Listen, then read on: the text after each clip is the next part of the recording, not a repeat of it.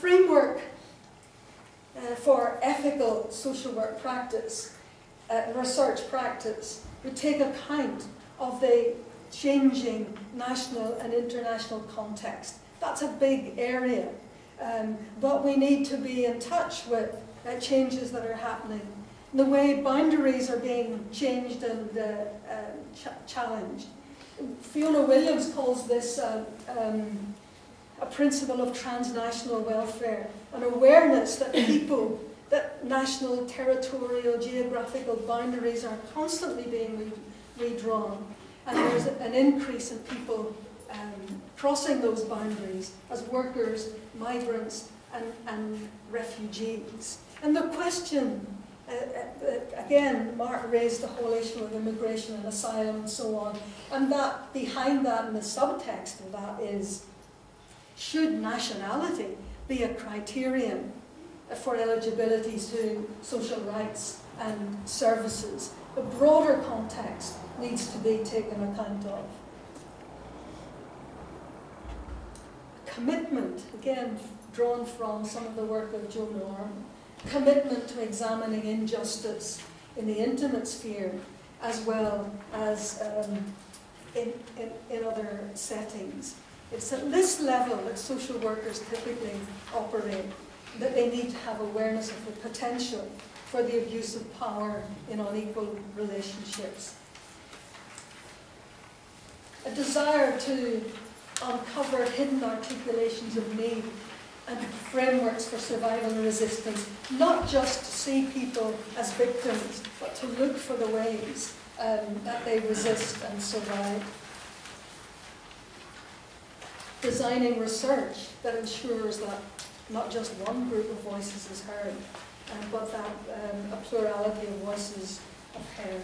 Participation, expert and lay knowledges together in dialogue, an active citizenship that addresses competing claims of different groups. And of course this includes, this involves conflict.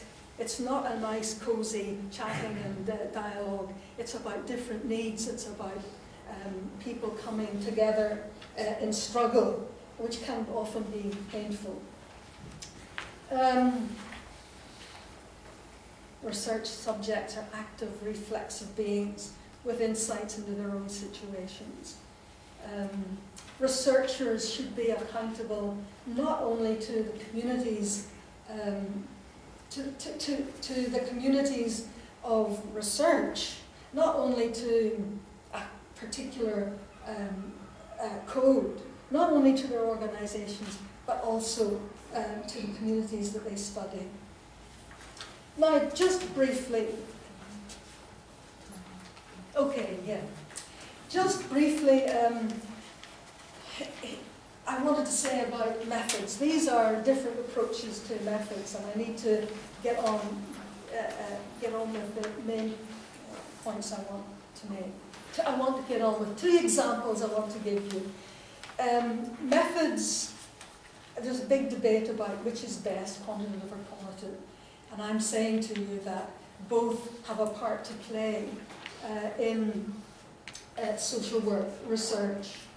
They have different claims, qualitative, subjective, quantitative, objective, and so on. But I wanted to say that, just to give you two examples of quantitative research, qualitative research. I often quote Carol Truman's large-scale quantitative study for a group that's called Healthy Gay Manchester. An example of a piece of research that was a large-scale survey of the needs of gay men or men who have sex with men in the Manchester area. The group controlled the research, Healthy Gay Manchester, who were also service users as well as on the committee. They wanted information which they commissioned her to gather about the health needs of this particular group. And the way she went about it was she took a participatory research model. She involved the group in designing the research. She designed a survey that would be administered either by questionnaire or interview or so on. She helped that group of people to develop their research skills. She involved them in doing interviews.